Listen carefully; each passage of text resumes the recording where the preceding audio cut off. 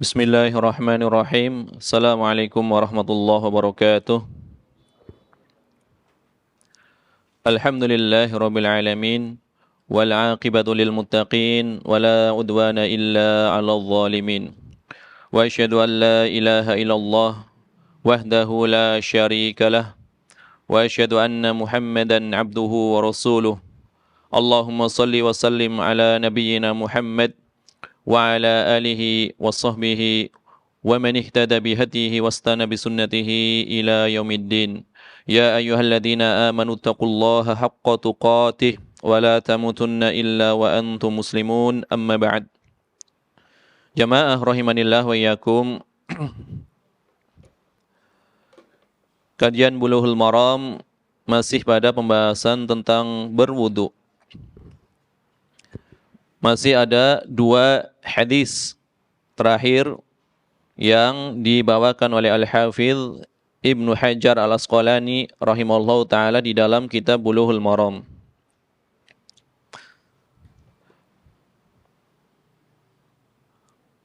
Qala al-mu'allif rahimahullahu ta'ala wa anhu qala, mu'allif penulis rahimahullahu ta'ala mengatakan dan darinya, dari Anas bin Malik. Karena hadis sebelumnya adalah hadis dari Anas bin Malik radhiyallahu anhu. Qala, Anas bin Malik mengatakan, kana Rasulullah sallallahu alaihi wasallam yatawaddau bil mud. Rasulullah sallallahu alaihi wasallam terbiasa berwudu dengan menggunakan air satu mud. Wa yahtasilu bis-sa' ila khamsati amdadin. Dan beliau terbiasa mandi menggunakan air sebanyak satu sa' sampai 5 mud. Muttafaqun alaih. Ini dikatakan kana Rasulullah sallallahu alaihi wasallam yatawadda.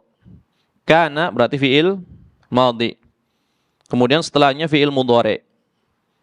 Ini di dalam kaidah menunjukkan perbuatan yang sering berulang.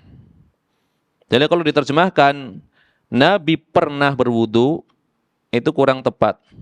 Nabi terbiasa. Ya. Terbiasa berwudu dengan menggunakan air seukuran 1 mud. 1 mud berarti ukuran berapa? Ukuran 2 telapak tangan yang sedang. Tapi ini di zaman Nabi SAW. Ini 1 mud. Kalau 1 so, berarti berapa? 4 mud. Di sini dikatakan beliau terbiasa mandi dengan 1 so sampai 5 mud. Berarti 1 so lebih. Ya, karena 1 so adalah 4 mud.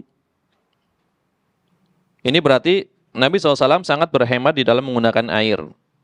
Sangat berhemat di dalam menggunakan air. Padahal beliau dikenal rambutnya adalah lebat. Rambut beliau SAW adalah lebat.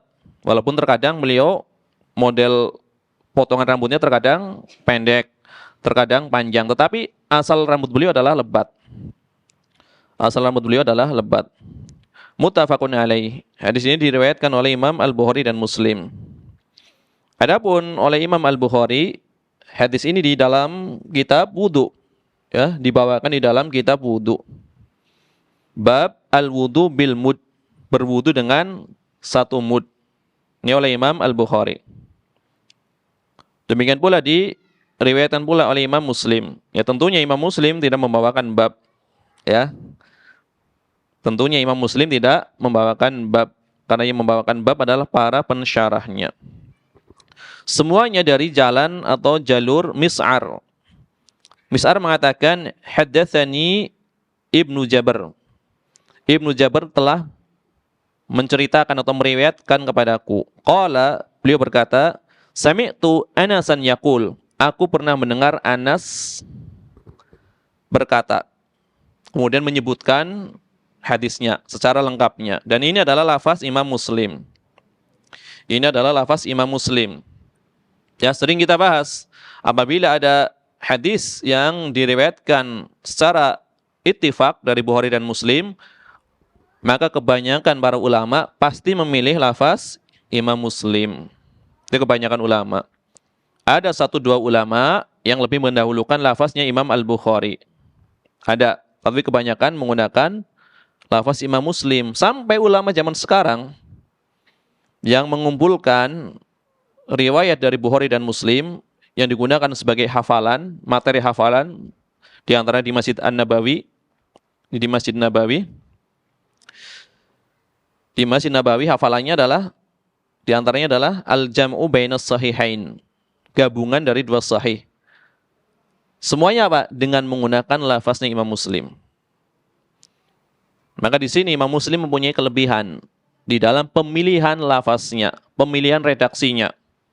Sehingga nanti fikih yang terkumpul di dalam satu redaksi hadis itu lebih banyak. Ini keistimewaannya. Adapun Imam Al-Bukhari memang terkadang lafaznya tidak lengkap. Kenapa? Karena setiap lafaz yang beliau bawakan mewakili fikih yang akan beliau bawakan di dalam babnya. Jadi karena Imam Al-Bukhari apa?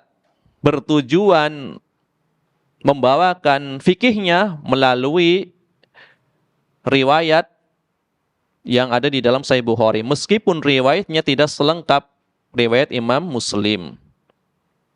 Karena dikaitkan dengan bab yang beliau susun. Adapun Imam Muslim memang sengaja membawakan riwayat yang paling lengkap. Sehingga seluruh fikihnya terkumpul dalam satu riwayat. Kalaupun tidak terkumpul dalam satu riwayat, langsung dibawakan di bawahnya hadis yang semisal. Hadis yang semisal langsung dibawakan di bawahnya. Berbeda dengan Imam Al-Bukhari, dibawakan secara acak. Sesuai dengan maksud dari bab yang ingin beliau bawakan. Banyak ulama yang mengatakan fikihnya Imam Al-Bukhari tercantum di dalam bab-bab beliau di dalam kitab sahihnya. Ini adalah di antara rahasia kenapa para ulama lebih memilih lafaz Muslim. Karena kan ini hadis gabungan, bukan pembahasan hadis secara tersendiri dari kitab tersendiri. Kitab Sahih Bukhari berarti kitab tersendiri. Ini gabungan Bukhari dan Muslim, tentu dipilih lafaz yang paling mengumpulkan dari seluruh riwayat tersebut. Ya, redaksi yang paling lengkap. Kemudian telah berlalu hadis dari Abdullah bin Zaid. Telah berlalu hadis dari Abdullah bin Zaid, yaitu hadis yang ke-10 yang berkaitan dengan wudu.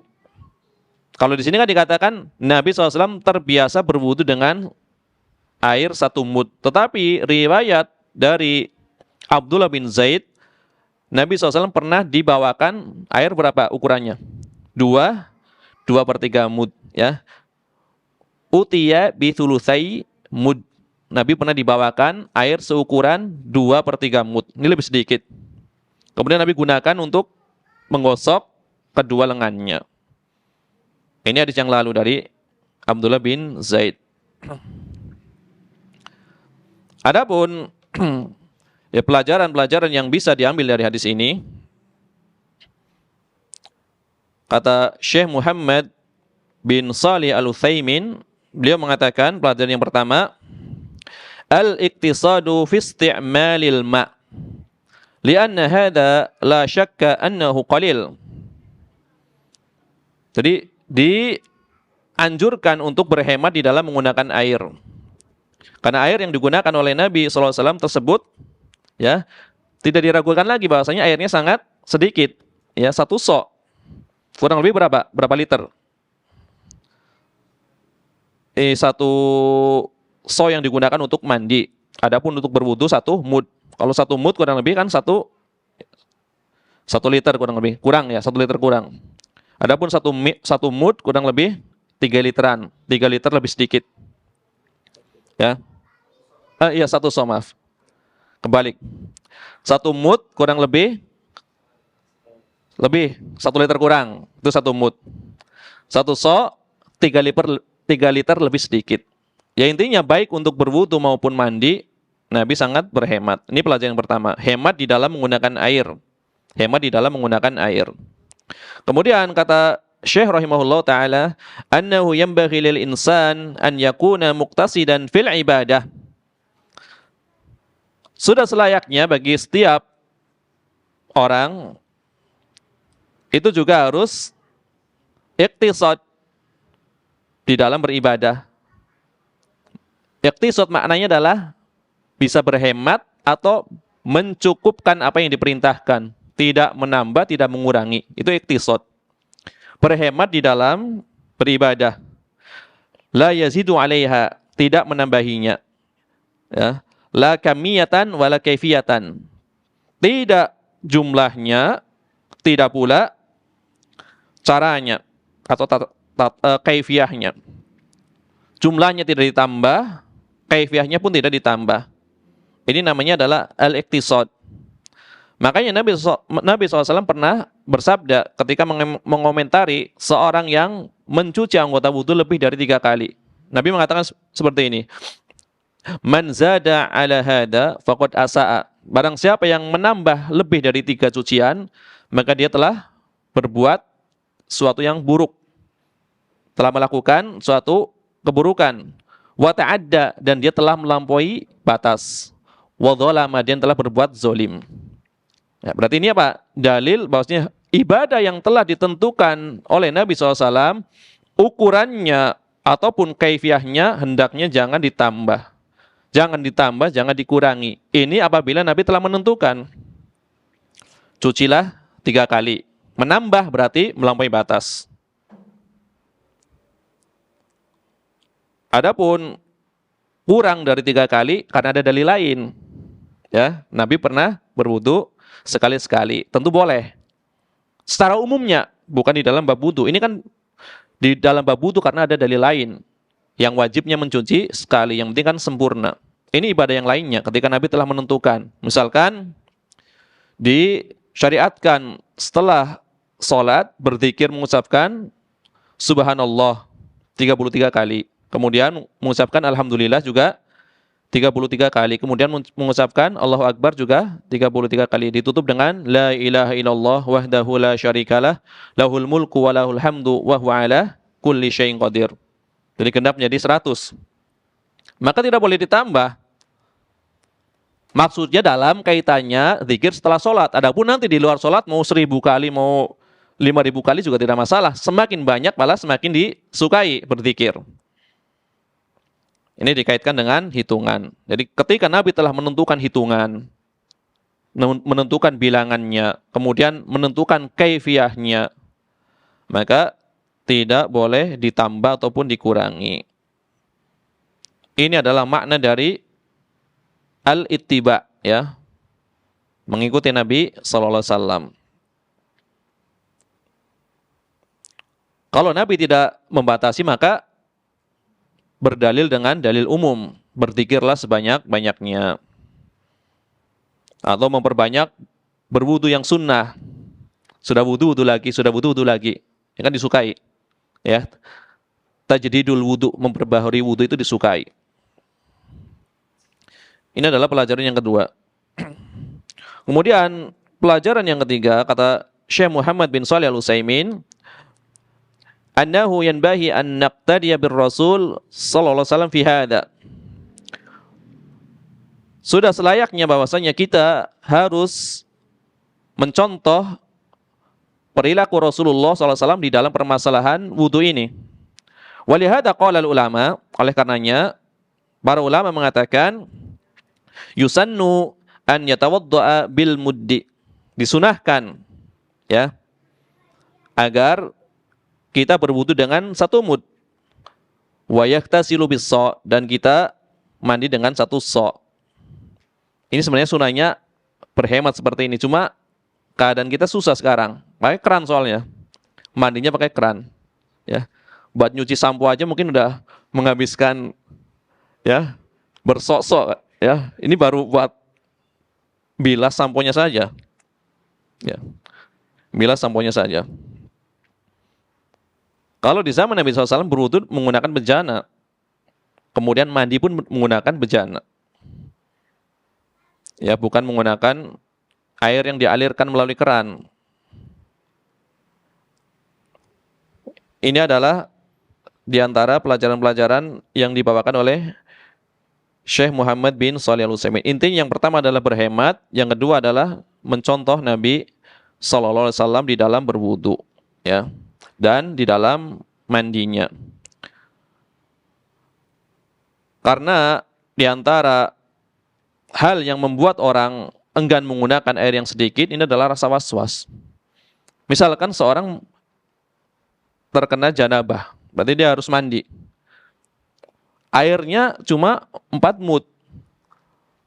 Dia merasa belum bisa meratakan air dengan airnya cuma 4 mud tersebut, ya, merasa kurang. Padahal itu cukup. Makanya suatu ketika ada golongan dari tabi'in, ya, keturunan dari Ali bin Abi Thalib, itu melihat Jabir bin Abdullah, salah seorang yang paling banyak meriwayatkan hadis, termasuk di antara al-mukthirun. Dia mandi dengan air yang sangat sedikit, seukuran yang dipakai oleh Nabi SAW. Kemudian dikomentari ini oleh cucu Ali bin Abi Thalib, karena dia hidup di masa tabi'in. Tabi'in bertemu dengan sahabat tentunya. Kemudian dikomentari. Maka Jabir mengatakan, kenapa engkau heran melihat apa yang aku lakukan? Padahal orang yang lebih mulia dari kamu dan rambutnya lebih banyak daripada rambutmu pernah mandi sebagaimana yang aku lakukan, menggunakan air sebanyak yang aku pakai untuk mandi. Jadi diingkari juga di zaman tabi'in, apalagi di zaman sekarang. Bayangkan kalau junub pakai 1 mud, ya, 4 mud, 1 mud ataupun 4 mud, yang penting asal rata sebenarnya bisa. Kan yang disebut mencuci apa? Mengalirkan, kan? Jadi dialirkan dulu di kepala, kemudian di sela-sela. Yang penting masih mengalir. Asal udah basah semua udah cukup sebenarnya. Kemudian badan sebelah kanan dialirkan. Asal udah basah semua udah cukup. Walaupun nggak pakai sabun, kan seperti itu. Yang bikin boros air karena kita memakai sampo, memakai sabun.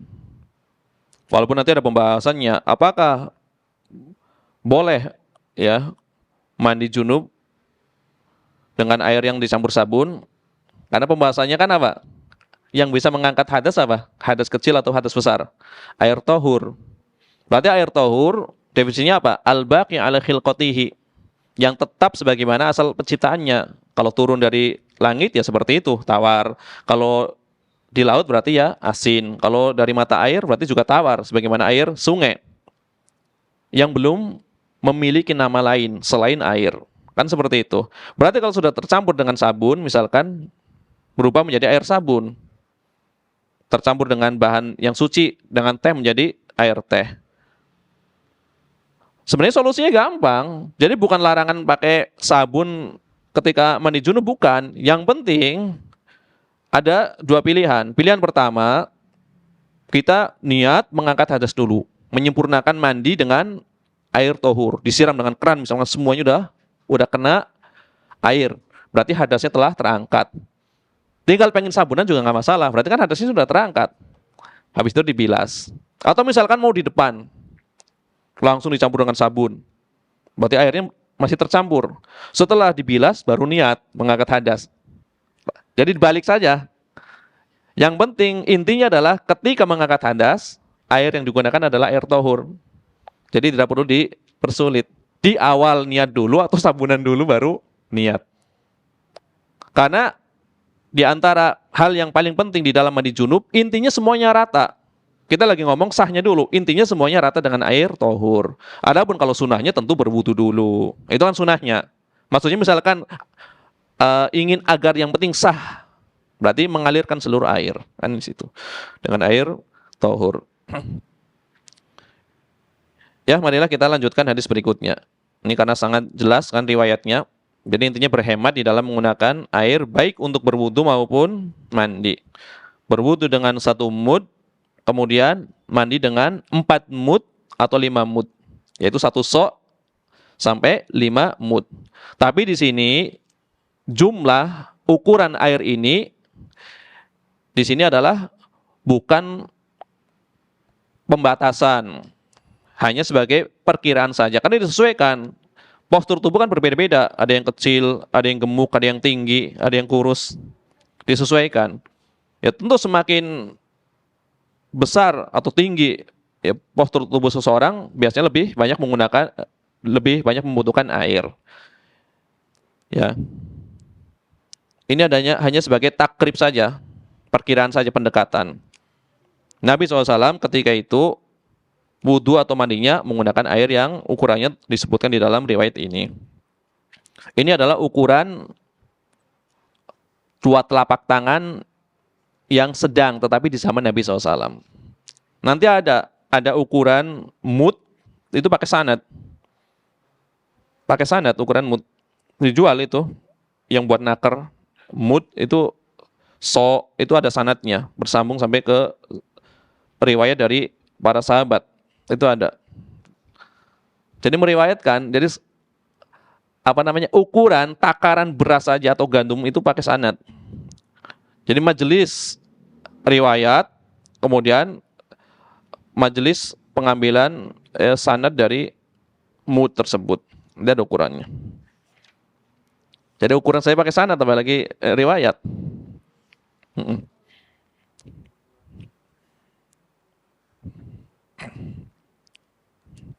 Ya, hadis berikutnya.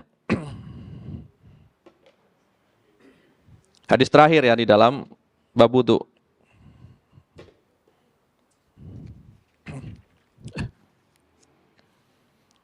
Itu temanya adalah ma yaqulu ba'dal wudu. Apa yang diucapkan setelah selesai berwudu. Wa an Umar radhiyallahu anhu qala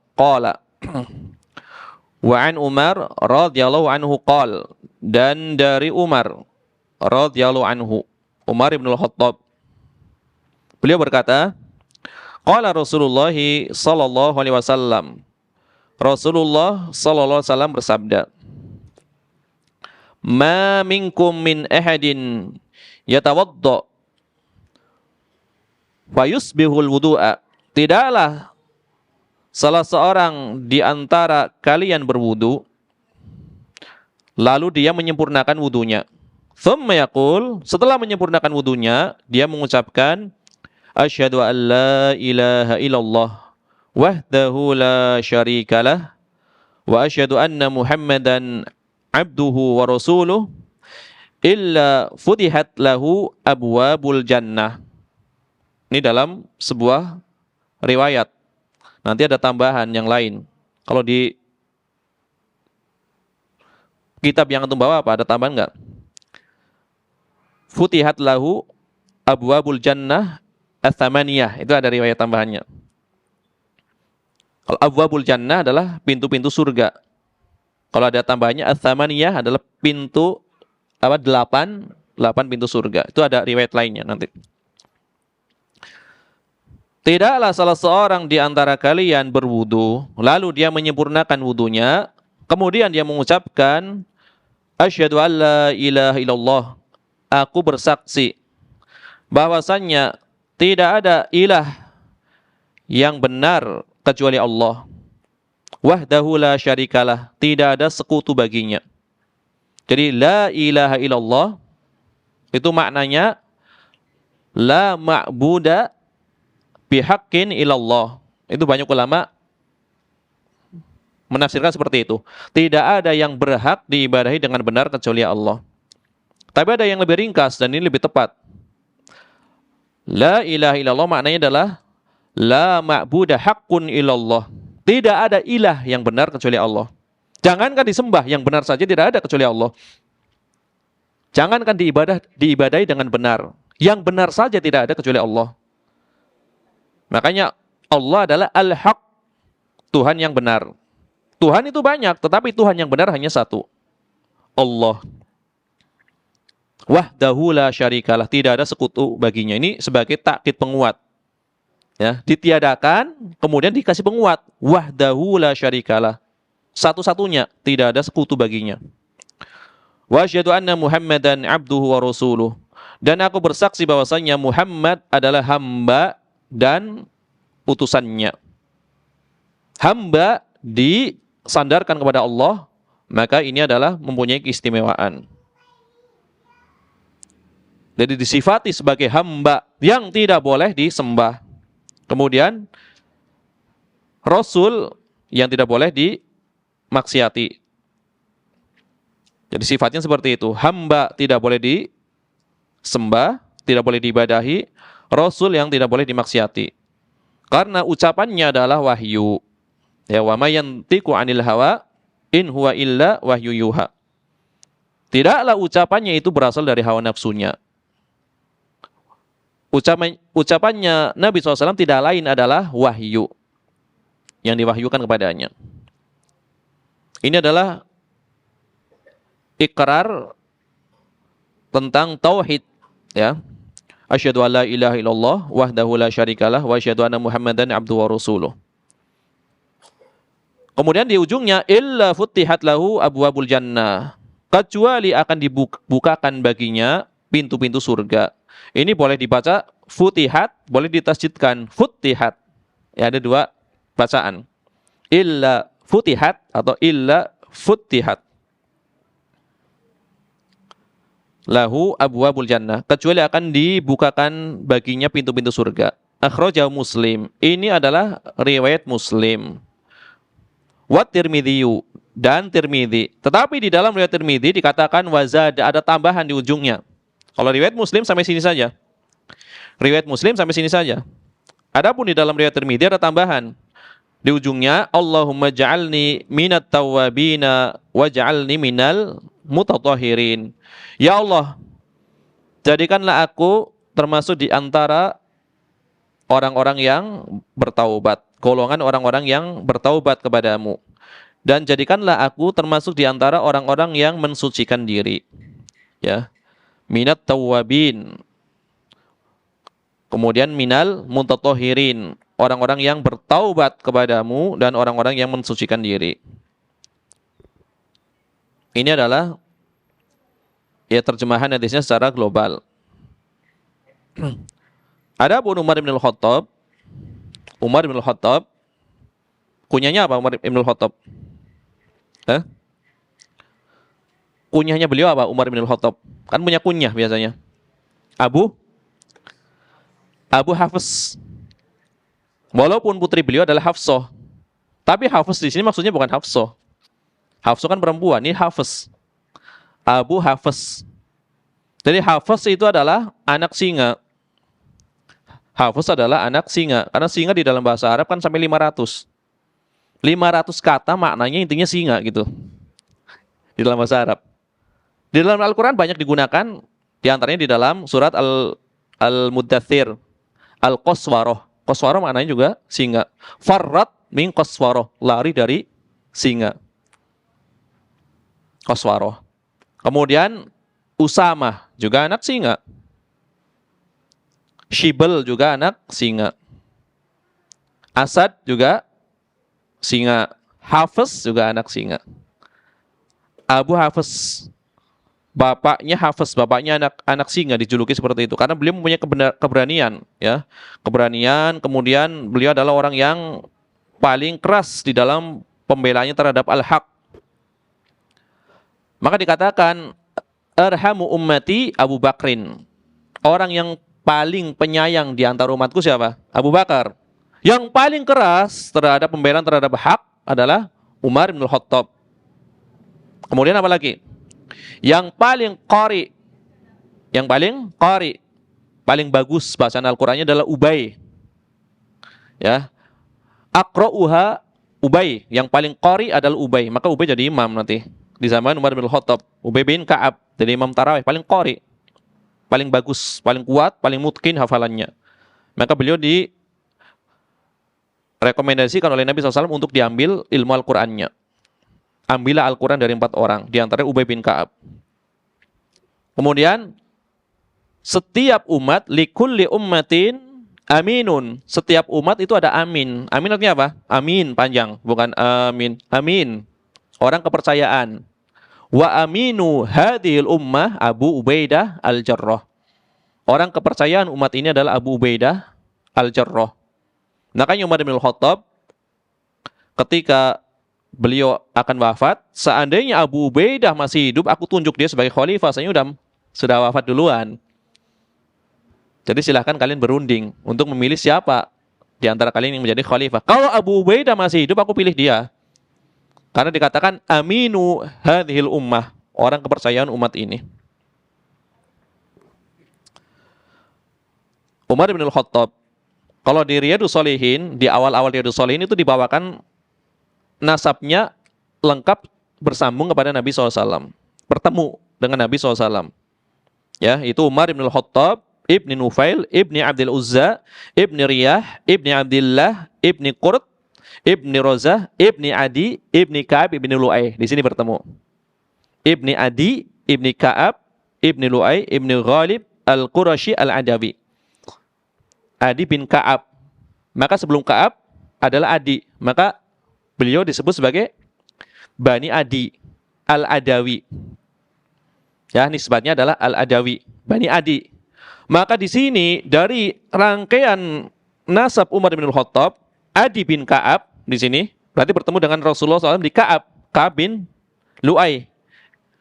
Maka di sini jelas sekali membantah tuduhan ya sebagian kaum baik dari Syiah Rafidhah ataupun yang lainnya yang terfitnah yang mengatakan bahwasanya Umar bin Khattab ketika di masa jahiliyah pernah mengubur hidup-hidup anak perempuannya. Ternyata anak perempuannya masih hidup, Hafsah, dinikahi oleh Rasulullah SAW. Ini pertama. Ya, pertama. Yang kedua, di antara kabilah Quraisy yang paling menentang praktek penguburan bayi perempuan hidup-hidup adalah Bani Adi. Dan Umar dari apa? Dari Bani Adi. Jadi dari dua hal ini sudah membantah pernyataan orang-orang yang mengatakan Umar bin Khattab dulu menyesal karena ketika di zaman jahiliyah pernah membunuh putrinya. Padahal tidak. Bani Adi paling menentang praktek pembunuhan terhadap bayi perempuan. Bani Adi, baninya Umar bin Khattab. Ketika di dalam surat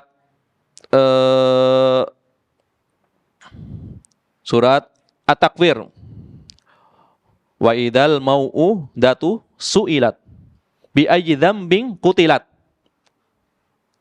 Ketika bayi perempuan yang masih kecil dikubur hidup-hidup ditanya, atas dasar apa kenapa mereka dibunuh?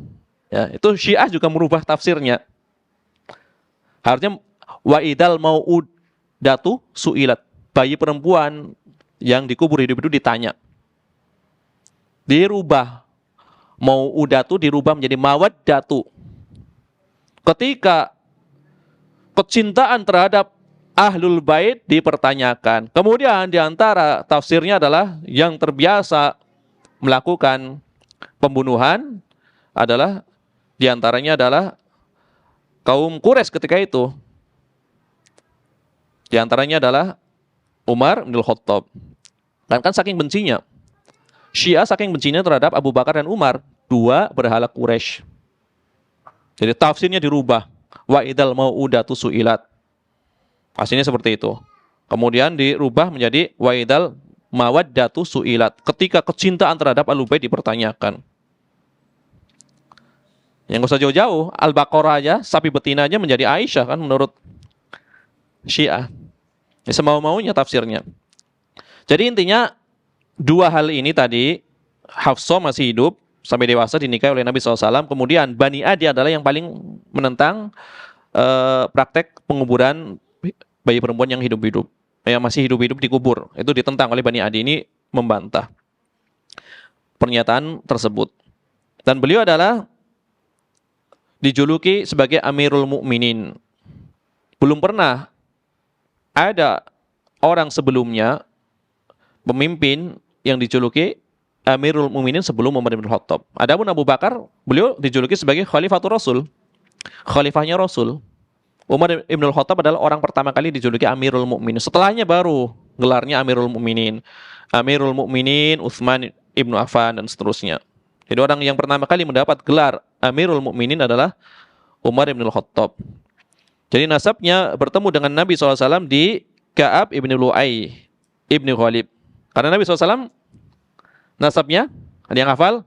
Muhammad ibnu Abdullah ibni Abdul Muttalib ibni Hashim ibni Abdi Manaf ibni Qusay ibni Kilab ibni Murrah ibni Ka'ab. Murrah ibni Ka'ab. Kalau tadi Umar, Adi ibni Ka'ab.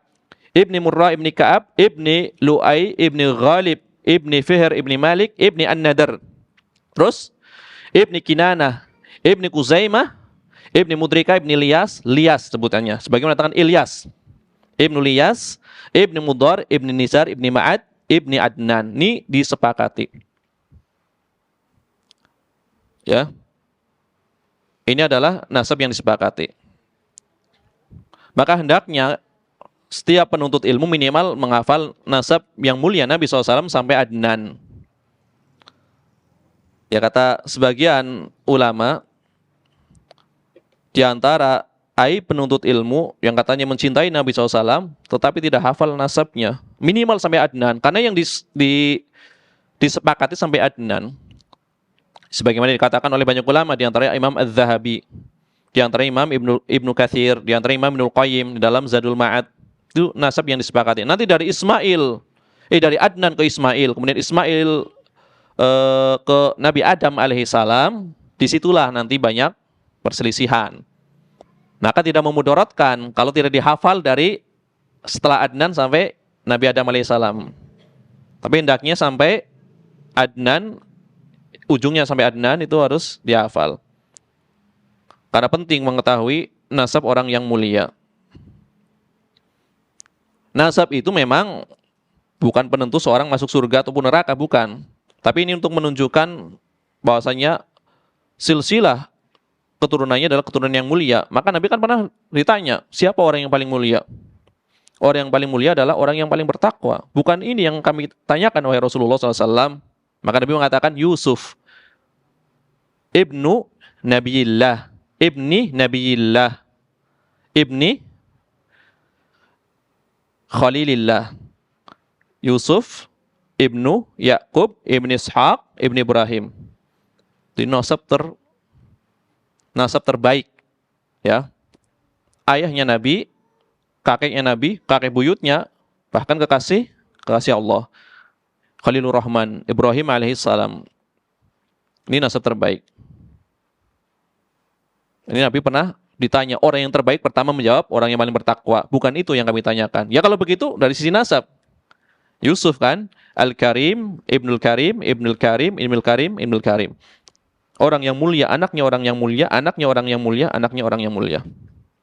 Yusuf ibnu Yakub, ibnu Ishaq, ibnu Ibrahim. Nasab ini perhitungkan. Bahkan ketika Heraklius, Raja Romawi, itu kan pernah bertanya, ketika di situ ada Abu Sufyan. Abu Sufyan berarti ketika itu masih kafir. Masih kafir, dia berserta rombongannya datang ke tempatnya Heraklius. Kemudian Nabi mengatakan, Heraklius mengatakan, siapa di antara kalian yang paling dekat nasabnya dengan orang yang mengklaim dirinya sebagai nabi? Kata Abu Sufyan, aku orang yang paling dekat nasabnya. Abu Sufyan adalah orang yang paling dekat nasabnya. Kemudian jadikan dia di depanku, aku akan bertanya. Kemudian kalian semua di belakangnya. Kemudian di sini ada penerjemahnya. Katakan kepadanya, ya, jika dia berdusta, maka persaksikanlah bahwasanya dia adalah seorang yang pendusta. Ini orang kafir gitu kan. Kalau berdusta, menjelek-jelekan Nabi, tentu keuntungan bagi orang Quraisy. Tapi gengsi, Abu Sufyan gengsi, nggak mau berdusta. Tidak mau berdusta. Padahal kalau berdusta, ya semuanya sepakat. Ya kan? Tapi ini luar biasa sifat. Ketika itu masih kafir Abu Sufyan. Ditanya, dijawabnya dengan jujur. Tidak satupun yang diselewengkan jawabannya. Di antara pertanyaannya, kaifa nasabuhu fikum? Bagaimana nasabnya di tengah-tengah kalian? Berarti nasab ini luar biasa. Innahu dzu nasab. orang yang mengklaim sebagai nabi ini adalah nasabnya nasab yang tinggi. Berarti diperhitungkan nasabnya. Karena tidak mungkin seorang nabi diutus dari nasab yang rendah, tidak mungkin. Semua nabi pasti nasabnya tinggi. Betul memang ya, nasab itu tidak menentukan surga dan neraka, cuma diperhitungkan juga di dalam ya, di antaranya adalah di dalam dakwah, di dalam risalah, karena seluruh nabi nasabnya terbaik. Kalau nasabnya tidak baik nanti akan direndahkan. Masa orang ngaku nabi nasabnya dari orang yang nggak jelas misalkan? Pertanyaan yang panjang ya. Iya. Bagaimana nasabnya di sisi kalian? Dia nasabnya sangat tinggi. Nasab terbaik. Karena Allah Subhanahu wa taala memilih dari keturunan Ismail Kinanah. Dari Kinanah memilih Quraisy. Dari Quraisy dari Quraisy apa? Hashim, ya, Hashim. Dari Hashim adalah Nabi sallallahu alaihi wasallam.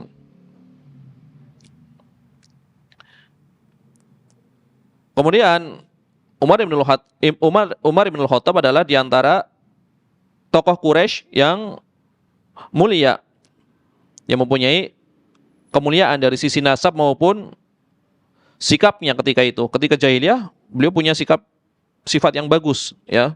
Pemberani, ksatria, dan seterusnya. Sifat-sifat yang baik. Kemudian dikatakan beliau masuk Islam pada tahun ke-5 atau ke-6 kenabian, ini khilaf para ulama. Ya. Tahun ke-5 atau ke-6 kenabian. Maka masuk Islamnya Umar bin Khattab itu menguatkan kaum muslimin, ya. Karena tahu sendiri beliau adalah orang yang sangat keras pembelanya terhadap al-haq, kemudian sangat keras pengingkarannya terhadap kebatilan. Maka Islam itu mulia, Islam itu tinggi. Maka ketika Umar bin Khattab melakukan suatu penaklukan terhadap suatu negeri, beliau kan berjalan menenteng sendalnya. Dikomentari oleh Abu Ubaidah Al-Jarrah. Wahai Amirul Mukminin, kenapa engkau menenteng sendal? Ini nanti mengurangi kewibawaan, kan seperti itu. Kata Umar bin Khattab, kalau bukan kamu yang ngomong, udah saya pukul gitu kan. Sayangnya kamu yang ngomong, karena orang kepercayaan. Ya kan?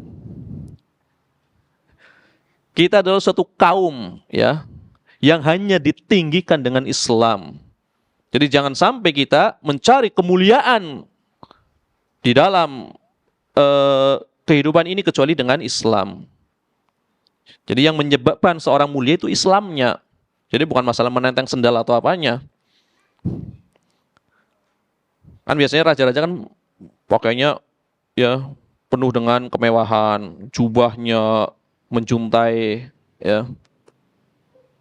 Kemudian menampakkan suatu yang megah seperti itu. Umar bin Khattab sederhana.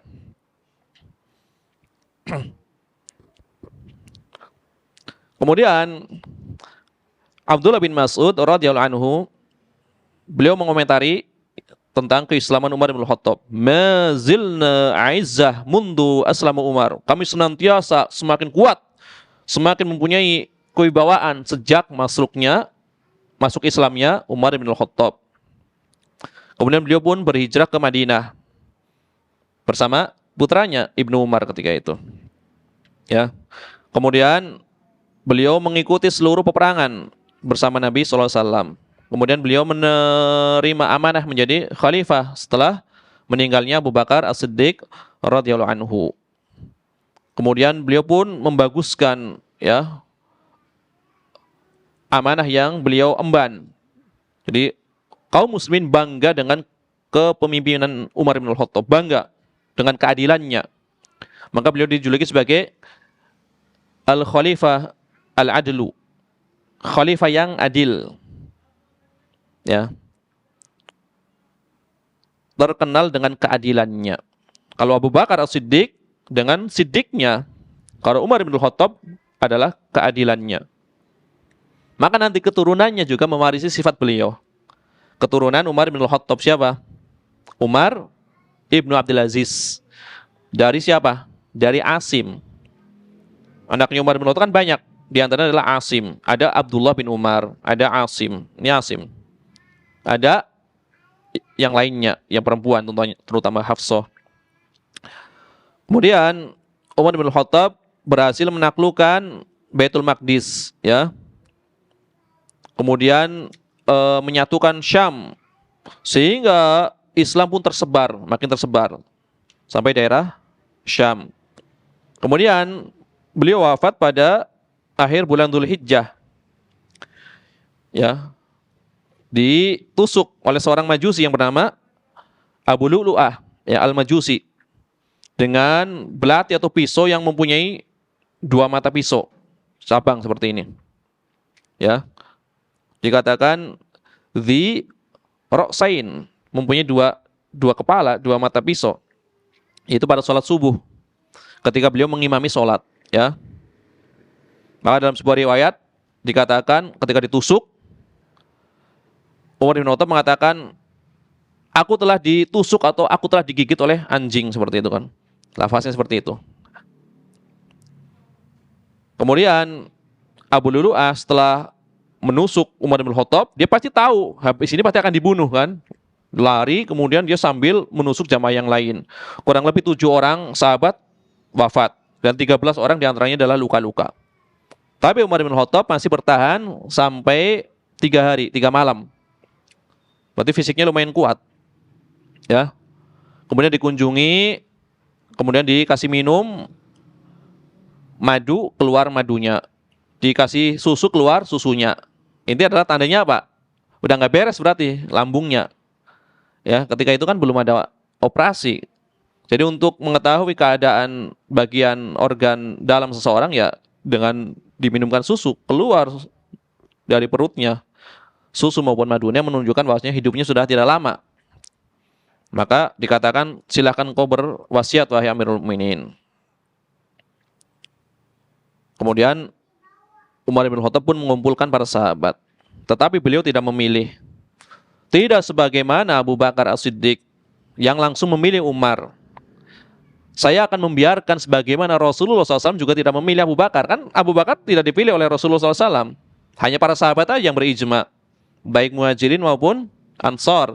Aku pun seperti itu, akan membiarkan saja. Tapi kalian silahkan berunding. Di antaranya adalah para sahabat yang masuk di antara 10 orang, sisa dari 10 orang yang dijamin masuk surga yang berunding. Akhirnya bulat keputusan bahwasanya yang menjadi khalifah setelahnya adalah Utsman bin Affan. 1 orang memilih Ali bin Abi Thalib. Ini adalah di antara biografi ringkas dari Umar bin Khattab. Ya tentu manaqibnya, kemudian prestasinya di dalam Islam itu sangat banyak. Penaklukan, kecerdasannya. Karena beliau adalah seorang yang faqih, ya. Orang yang paling faqih di antara para sahabat, yang paling banyak diambil fatwanya.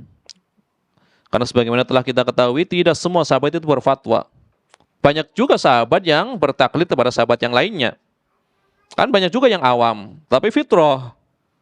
Tentu mereka adalah kaum yang terbaik. Ya, seorang sahabat lebih baik daripada seluruh manusia setelahnya secara keutamaan, karena bertemu dengan Nabi SAW dan beriman. Walaupun dari segi keilmuan tentu banyak orang setelahnya tabi'in yang lebih alim dari segi keilmuan, tapi dari sisi keutamaan tentu tidak bisa dibandingkan. Ya, orang Badui tentu ya tidak mungkin ya seorang sahabat Badui misalkan dibandingkan dengan Al-Imam Asy-Syafi'i, ya tidak mungkin.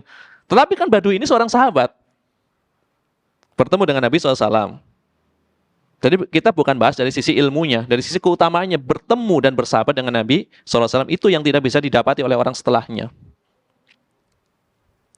Maka sampai ada orang mengatakan seperti ini, membandingkan antara Umar bin Abdul Aziz. Seorang apa berarti Umar bin Abdul Aziz? Ya tentu khalifah, maksudnya masanya. Seorang tabi'in. Umar bin Abdul Aziz seorang tabi'in. Kemudian Muawiyah seorang sahabat. Muawiyah hidupnya mewah. Raja pertama di dalam Islam. Muawiyah kehidupannya tentu mewah. Raja di dalam Islam. Bahkan suatu ketika, ini masih di zaman Umar bin Khattab ketika menjadi gubernur ketika itu di Syam. Umar bin Khattab pernah mengunjungi Muawiyah. Kemudian Umar disuguhi hidangan yang mewah. Langsung diomelin Muawiyah. Kalau sekali lagi saya datang, kamu menghidangkan makanan seperti ini, maka saya akan hukum kamu, akan saya pukul kamu. Ini tegas sekali Umar bin Khattab. Ya. Ini kehidupan di zaman sahabat seperti ini, terkadang berselisih. Biasa, berselisih. Tapi mereka berada di atas satu manhaj, akidah yang lurus. Hanya mereka kadang dalam masalah seperti ini berselisih. Prinsipnya Umar, pokoknya jangan seperti ini ngasih hidangannya. Memang kehidupan Muawiyah termasuk di antara kehidupan yang mewah ketika itu. Bahkan Nabi SAW pernah memanggilnya kan. Kemudian lama banget. Ternyata dia lagi makan Muawiyah. Ya. Kemudian Nabi mendoakan, semoga Allah menjadikan kamu tidak akan kenyang selama-lamanya. Ini apa? Ini apa di sini? Celaan bukan? Celaan.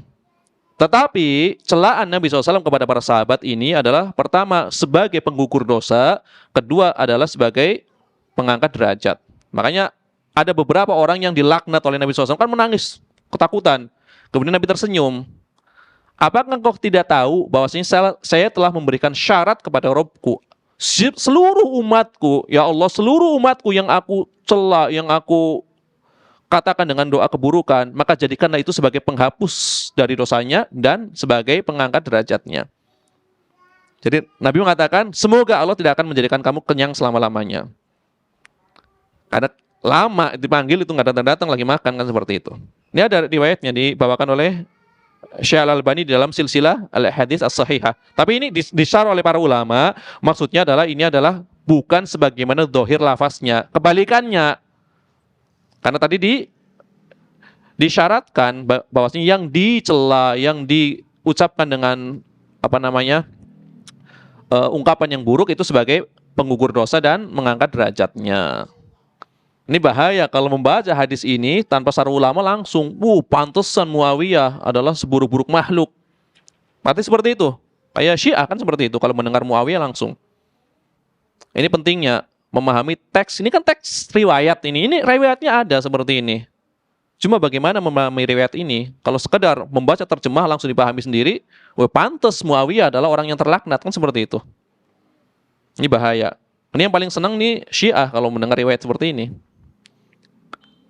Apalagi kalau mendengar riwayat Umar bin Khattab, Abu Bakar, misalkan ada sesuatu yang berkaitan dengan keluarga Nabi langsung diangkat. Contohnya apa? Riwayat perselisihan antara Abu Bakar dengan keluarga Nabi. Masalah tanah. Masalah tanah. Setelah Nabi SAW wafat, Nabi kan mempunyai beberapa petak tanah. Karena di antara penghasilan Nabi SAW setelah menjadi Nabi adalah ghanimah, rampasan perang diantaranya. Kemudian Nabi mempunyai jatah beberapa petak tanah. Kemudian Nabi wafat. Namanya orang wafat pasti punya apa? Punya keturunan. Berarti hartanya untuk apa? Ini hukum asalnya. Untuk ahli warisnya. Maka Fatimah menuntut Abu Bakar yang ketika itu menjadi khalifah. Fatimah menuntut bahwasanya mana jatah saya dari bapak saya, tanah diantaranya. Kemudian kata Abu Bakar, saya sangat mencintai keluarga Nabi. Tidak ada yang lebih kami cintai di kalangan kami, melebihi kecintaan kami terhadap keluarga Nabi. Lebih kami cintai daripada diri kami sendiri. Hanya saja aku mendengar Rasulullah SAW bahwasanya setiap Nabi apabila wafat itu hartanya itu adalah untuk umatnya, tidak diwarisi gitu loh. Tapi Fatimah tidak mendengar ini. Fatimah tidak mendengar riwayat ini. Sampai hampir wafatnya Fatimah masih belum akur dengan Abu Bakar. Sehingga ketika itu Ali bin Abi Thalib pun belum berbaiat kepada Abu Bakar. Nanti baiatnya setelah Fatimah wafat. Sampai segitunya. Nah, ini kisah ini dibawakan oleh Al-Hafidz Ibnu Katsir di dalam Al-Bidayah wa Nihayah. Ini dibawa oleh orang-orang Syiah. Ini berarti Abu Bakar memusuhi keluarga Nabi. Nah, seperti itu. Jadi dari satu sisi kisahnya memang ada perselisihan, tapi dibumbui dengan kedustaan dari Syiah. Kemudian setelah menjelang wafatnya dalam sebuah riwayat, Fatimah akhirnya baikan dengan Abu Bakar. Kemudian setelah itu Ali bin Abi Thalib juga nggak langsung berbaiat, maka diomongin sama orang-orang, ini kenapa Ali nggak berbaiat kepada Abu Bakar? Akhirnya karena didesak terus, akhirnya baru beliau memperbarui baiat. Kemudian menjelaskan alasannya kenapa ketika itu dia tidak berbaiat, menjaga hatinya Fatimah. Di situ jadi ada ini seperti ini, perselisihan-perselisihan seperti ini di kalangan sahabat. Kalau Ahlus Sunnah tentu mendudukan riwayat apa adanya, kemudian diterangkan sebabnya seperti ini. Nah ini riwayat-riwayat seperti ini banyak dipakai oleh orang-orang Syiah untuk menjatuhkan sebagian para sahabat, mempertentangkan antara para sahabat dengan ahli bait. Kemudian Umar bin Khattab dikuburkan di kamarnya Aisyah, ya di kamarnya Aisyah. Kepala beliau sejajar dengan dada Abu Bakar. Kan pertama Nabi SAW, kemudian sampingnya adalah Abu Bakar, kemudian sampingnya adalah Umar. Kan sempit ruangannya. Jadi bagian kepala Umar bin Khattab itu sejajar dengan dada Abu Bakar di dalam makamnya, penguburannya. Tadinya Aisyah masih terbiasa memakai baju atau berganti baju di ruangan tersebut. Begitu Umar bin Khattab dikuburkan di situ, maka Aisyah tidak menggunakan kamar itu ya untuk memakai baju ataupun ya melakukan aktivitas yang harus tersembunyi dari orang. Tadinya menggunakan kamar tersebut. Begitu Umar bin Khattab, kan Umar bin Khattab adalah orang lain, maka beliau tidak mau menggunakan kamar tersebut. Intinya ruangan tersebut itu tidak dijadikan sebagai kuburan secara rata, karena sempit. Jadi ada bagian kepala, kemudian bagian dada, bagian kepala. Kemudian masih ada satu ruangan kosong lagi. Dikatakan oleh para ahli sejarah, masih ada satu ruangan kosong lagi. Allahu alam ini buat tempat siapa? Kita tidak mengetahui. Sebagian ada yang mengatakan barangkali ini nanti ada digunakan sebagai kuburan Nabi Isa alaihissalam. Barangkali, tapi ini Allahu alam belum tahu. Tapi masih ada satu tempat kosong. Ya, karena Nabi Isa alaihissalam nanti kan turun, usianya 40 tahunan gitu. Karena beliau di bumi selama 40 tahun. Allahu a'lam bishawab. Ini adalah yang berkaitan dengan Umar bin Khattab. Jam berapa?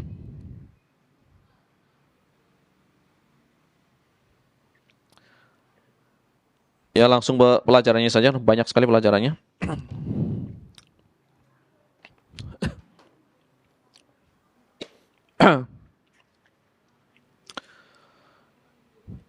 Pelajaran pertama di dalam hadis ini, kata Syekh Muhammad bin Shalih Al-Utsaimin, adalah al-hathu ala isbaghil wudu'i lima yatarattabu alaihi minal fadilah idza dzukira adz-dzikru ba'dahu liqaulihi ma minkum min ahadin yatawadda fayusbihul wudu'a. Pelajaran yang pertama adalah di sini ada motivasi untuk menyempurnakan wudu. Ya, ada motivasi dari Nabi SAW, al-hathu, ya motivasi, anjuran untuk menyempurnakan wudu. Karena memiliki keutamaan yang besar. Apabila setelah berwudu dilanjutkan dengan mengucapkan zikir tersebut. Karena Nabi mengatakan tadi, ma minkum min ahadin yatawadda. Tidaklah salah seorang di antara kalian berwudu, kemudian menyempurnakan wudunya dan mengucapkan. Berarti keutamaan yang besar apabila seorang menyempurnakan wudunya kemudian mengucapkan doa tersebut. Ini adalah yang pertama. Kemudian pelajaran yang kedua, annahu la budda li husuli thawab minal Islam. Wa hadhihi al-faidah yumkinu an tu'khadhu min qawlihi ma minkum min ahadin yatawadda wal khitab lil mu'minin. Wairul mu'minin law tawadda ahsana wudu'ahu fa innahu la yahsulu dzalika, ya la yahsulu lahu dzalika bal wa la yuqbalu minhu. Ini panjang. Yang kedua, yang berhak mendapatkan keutamaan dari pahala tersebut dikatakan la budda li husuli tsawab minal Islam, adalah orang yang beragama Islam. Jadi orang kafir kalau berwudu, meskipun wudunya caranya sempurna, maka tidak akan mendapatkan pahala, bahkan tidak diterima wudunya. Kenapa membahas orang kafir? Kan jelas seorang muslim. Tentu ada pembahasannya karena ini masalah usul. Ya. Orang kafir kalau berwudu, wudunya sempurna caranya, bahkan dia berdoa, tidak akan mendapatkan pahala. Bahkan tidak akan diterima wudunya. Kenapa membahas orang kafir? Karena orang kafir juga terkena beban syariat, kan gitu. Orang kafir terkena beban syariat. Ini adalah mazhab jumhur ulama. Orang kafir itu wajib wudhu, wajib sholat, wajib puasa, wajib zakat, wajib menutup aurat, wajib seluruh yang dibebankan kepada orang Islam itu wajib dilakukan oleh orang kafir. Itu wajib. Berarti apa? Pertama, mereka diazab disebabkan kekafirannya saja. Pertama, sekedar kafir jelas diazab. Yang kedua, ditambah azabnya karena meninggalkan perintah, karena melanggar larangan. Dalilnya mana yang menunjukkan hal tersebut? Surat Al-Mudaththir, ma salakakum fi saqar. Kemudian jawabannya, Pak, qalu lam naku minal musallin wa lam naku nut'imul miskin wa kunna nakhudu ma'al khaidin wa kunna nukadzibu biyaumiddin hatta atanal yakin. Ma salakakum fi saqar, apa yang menyebabkan kalian masuk ke dalam saqar? Qalu, mereka menjawab, lam nakum minal musallin, dahulu kami nggak sholat. Padahal yang masuk ke dalam sakor di dalam ayat ini adalah orang-orang kafir. Maka di antara dalil ini, orang kafir juga terkena khitab arah pembicaraan syariah. Apa yang ditujukan orang kaum muslimin, maka ditujukan orang kafir juga. Hanya saja mereka tidak akan diterima ibadahnya kecuali harus melalui apa? Melalui satu jalan, yaitu bersyahadat dulu. Itu. Kemudian meyakini apa yang menjadi konsekuensi dari syahadat tersebut. Jadi jangan mentang-mentang orang kafir diancam siksa hanya sekedar kekafiran, bukan. Mereka meninggalkan syariat diancam. Jadi ancamannya itu double. Logikanya seperti ini. Ini logika sederhana. Logika memang bukan patokan, cuma kita menggunakan logika berdasarkan dalil gini. Seorang muslim kalau melanggar 1-2 perintah diancam azab enggak? Padahal jelas-jelas muslim. Ya apalagi kafir. Mimbabi aula kan seperti itu. Ya kan?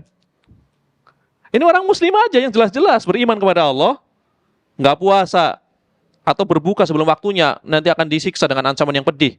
Ini muslim beriman kepada Allah, meyakini Allah sebagai Rabb, Nabi Muhammad sebagai utusan, melanggar 1-2 larangan disiksa. Apalagi ini kafir yang tidak beriman, ya tentulah lebih layak lagi untuk mendapatkan siksa. Nah, kan seperti itu. Ini adalah pelajaran yang kedua. Pelajaran yang ketiga,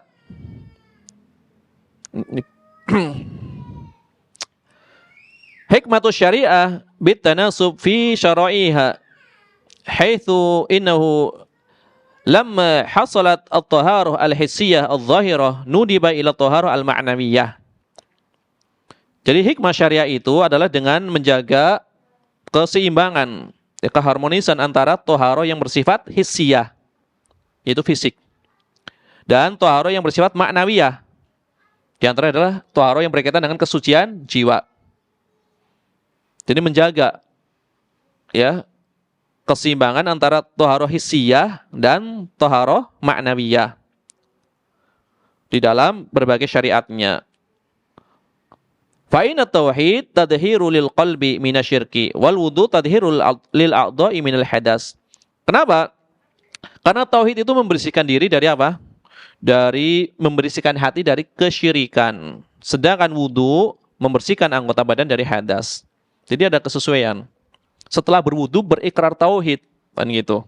Setelah berwudu ikrar tauhid. Wudu itu adalah berkaitan dengan fisik, membersihkan anggota badannya. Kemudian tauhid itu bersyahadat tadi, ikrar tentang tauhid adalah membersihkan diri dari kesyirikan. Makanya dikatakan wahdahu la syarikalah, tidak ada sekutu baginya.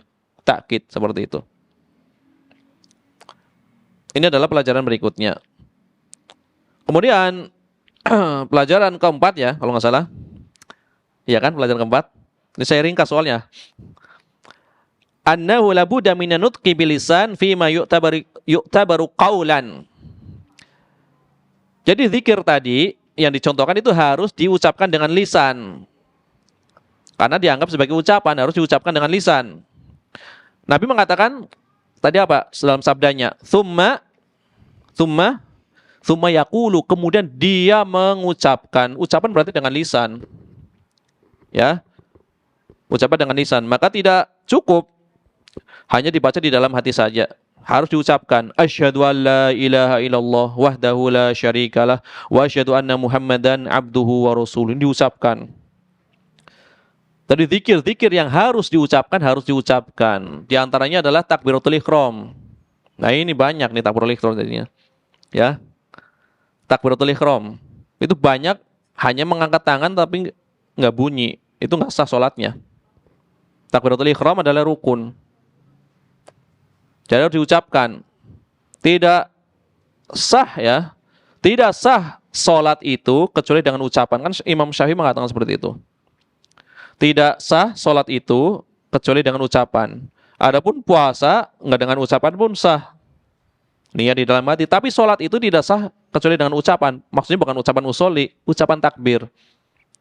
Ya, ucapan Allahu Akbar. Idza qumta ila sholat, fa'asbihil wudu, thumma istaqbilal qiblah, fakabbir. Kan gitu. Jika kalian akan sholat, atau kamu akan sholat, maka baguskan wudumu.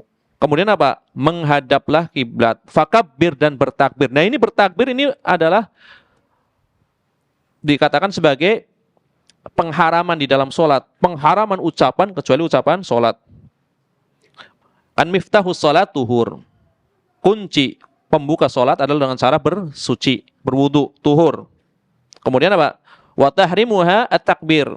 Pengharamannya dari ucapan selain ucapan atau zikir sholat adalah ucapan Allahu Akbar. Wa tahliluha at-taslim. Adapun penghalalannya boleh ngomong lagi adalah ucapan Assalamualaikum warahmatullahi. Baru nanti boleh ngomong lagi selain ucapan sholat.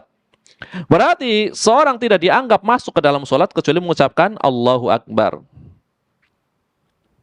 Ucapannya Allahu Akbar. Ini jumhur ulama. Walaupun nanti Abu Hanifah boleh mengucapkan selain Allahu Akbar. Yang penting maknanya mengagungkan Allah. Allahu A'zam atau yang semisal.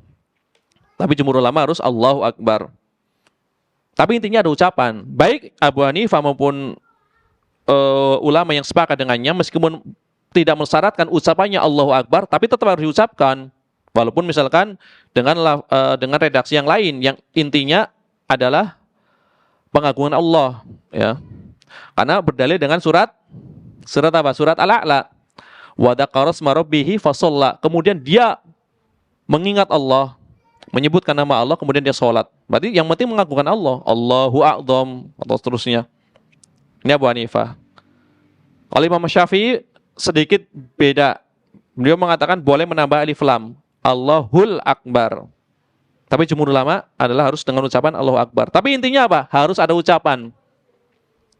Maka ketika sholat harus ada ucapan. Meskipun jadi makmum. Jangan cuma diangkat tangannya doang. Lari, buru, tuk. Jadi makmum langsung angkat tangan tanpa ada ucapan. Ini keliru. Mengangkat tangan hukumnya sunnah. Bertakbir bukan hanya wajib tapi rukun. Takbiratul ihram maksudnya. Jadi fokus kepada rukunnya dulu, bukan menyepelekan sunnah tentunya. Tapi antum sepanjang sholat gak ngangkat tangan juga sah sholatnya gitu kan. Gara-gara nggak takbiratul ihram gak sah. Lebih bahaya mana? Jadi harus mengetahui mana yang diprioritaskan. Ini sekali lagi bukan menyepelekan sunnah, bukan ya. Maksudnya harus memilah mana yang paling utama. Lebih baik antum berdiri Allahu Akbar. Itu lebih sah daripada tambah bunyi, malah nggak sah. Nah ini kelihatannya sepele tapi penting sebagai perhatian. Jadi apalagi kalau masbuk ya. Masbuk ngejar rukunya imam kan gitu. Khawatir banget ya. Rugi banget ya seakan-akan itu satu rakaat itu lewat gitu kan. Jangan sampai imam itu bangkit dari ruku. Kalau bisa kejar. Akhirnya dia nggak mengucap apa-apa, langsung main tubruk aja ruku kan. Itu banyak seperti itu. Padahal lebih baik ketinggalan ruku tapi dia bertakbir gitu loh maksudnya. Misalkan ya imam udah terlanjur berdiri nggak masalah. Tinggal menyempurnakan satu rakaat tadi. Nggak usah diribut. Yang penting sholatnya sah. Ini langsung ruku tanpa bunyi. Udah langsung ruku tanpa bunyi. Padahal kan ya para ulama mengatakan berdiri dengan tenang dulu. Allahu Akbar. Baru ruku. Ini udah langsung ruku nggak bunyi kan itu. Langsung gitu. Ini banyak ini. Ini soalnya kan sehari-hari jadi perlu diterangkan. Ya sebagaimana sholat harus diucapkan dengan suara bertakbiratul ihram, maka zikir tersebut pun harus diucapkan bukan dalam hati. Ya. Kemudian jam berapa? Pelajaran kelima ya. Pelajaran kelima. Itsbatu tauhidil uluhiyah liqaulihi asyhadu an la ilaha illallah. Di sini ada penegasan penetapan tauhid uluhiyah berdasarkan sabda Nabi SAW, asyhadu an la ilaha illallah.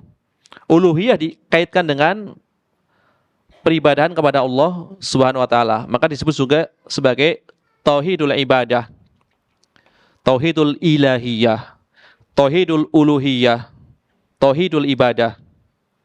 Itu banyak istilahnya. Itu sekedar istilah. Jadi tidak perlu ya orang mempermasalahkan istilah, mempermasalahkan pembagian. Itu dibagi dari beberapa sisi pembagian, oke-oke saja. Yang penting tidak keluar dari esensi tauhid tersebut. Mau dibagi 2, mau dibagi 3, nggak masalah. Yang penting tidak keluar dari mana. Itu kan untuk memudahkan. Diklasifikasikan aja biar mudah. Oh, kalau berkaitan dengan perbuatan Allah, berarti rububiyah. Untuk memudahkan. Allah memberi rezeki, Allah yang menciptakan langit dan bumi sebagai pencipta, Allah yang menghidupkan, yang mematikan, mengatur alam ini, berarti dari atas ke bawah.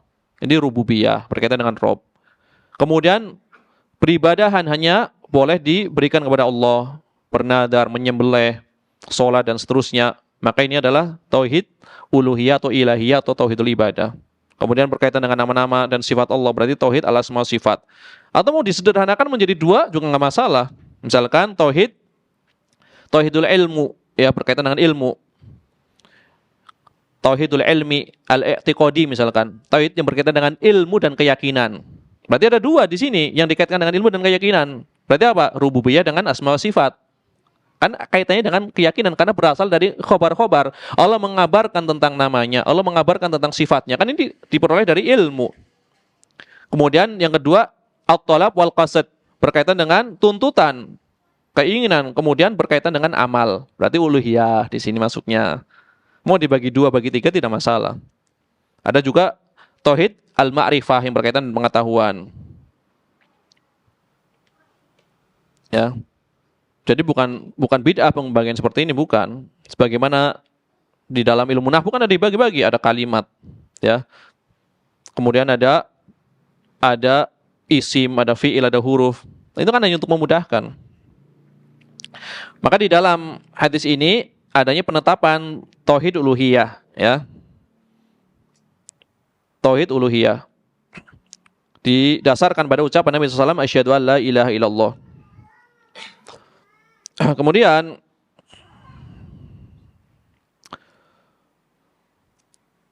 pelajaran berikutnya adalah ta'kidul kalimat al-muhimmah, penegasan dan penguatan kalimat-kalimat yang penting. Itu Nabi mengatakan wahdahu la syarikalah. Setelah mengatakan asyhadu an la ilaha illallah, disambung dengan wahdahu la syarikalah sebagai takkid atau penguat. Ya. Wahdahu la syarikalah. Maka jadi di sini hal-hal yang penting hendaknya dikuatkan dengan lafaz atau makna yang lainnya yang menguatkan pernyataan tersebut.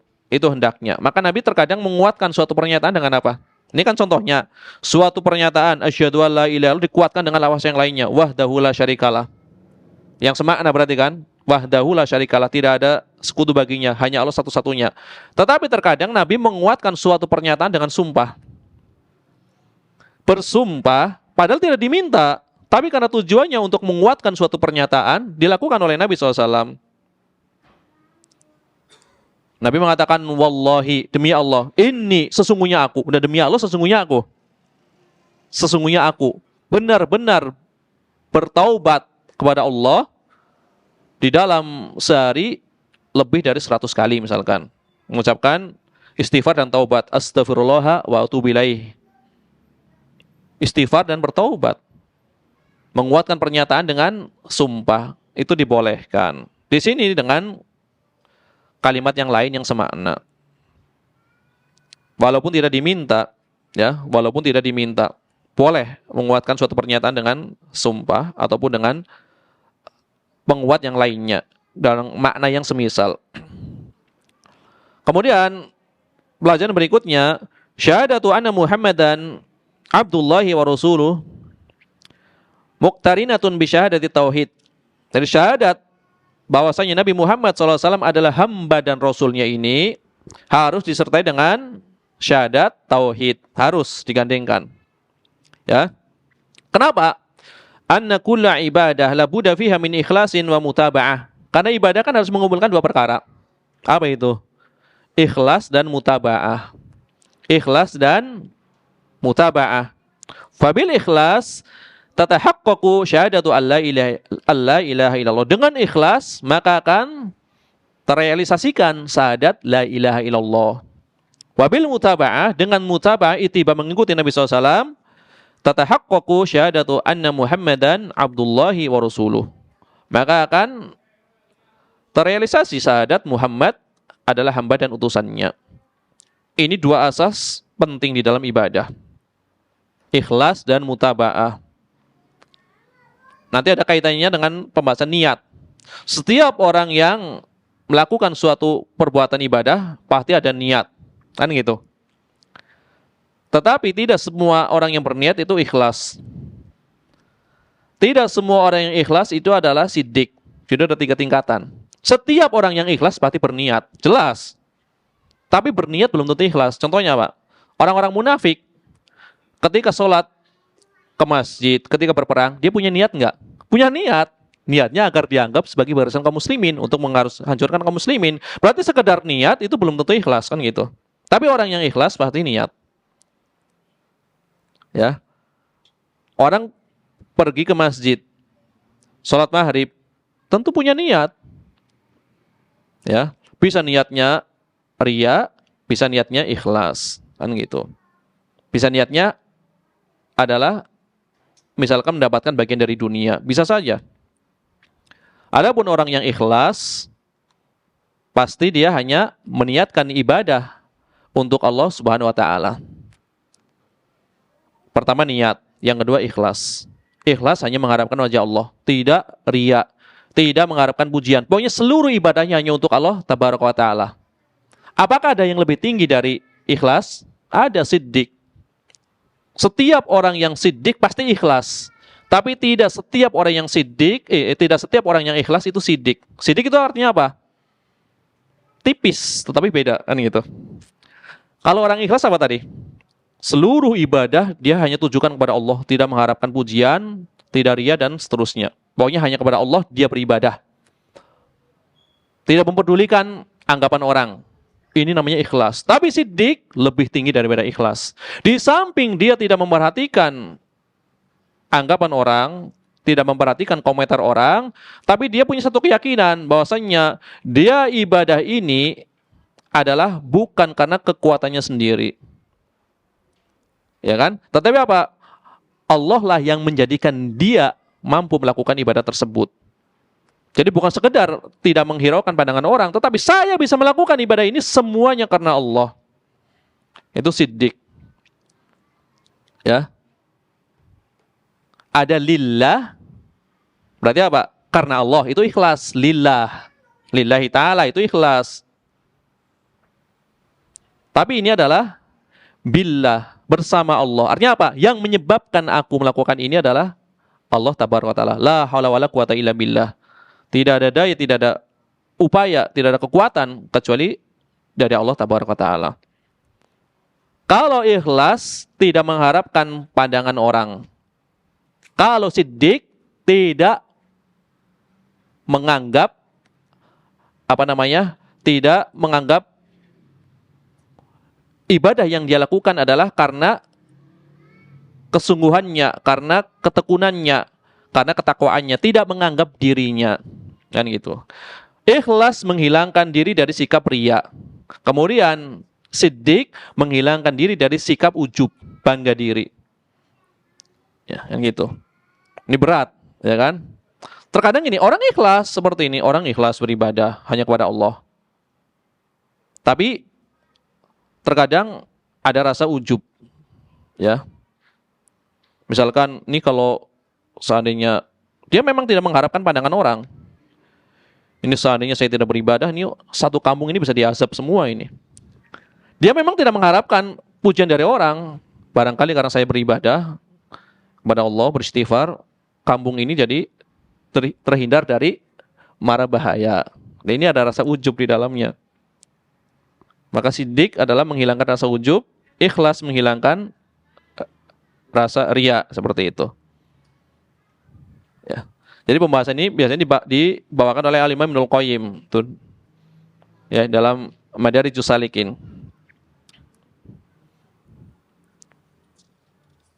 Kemudian pelajaran berikutnya adalah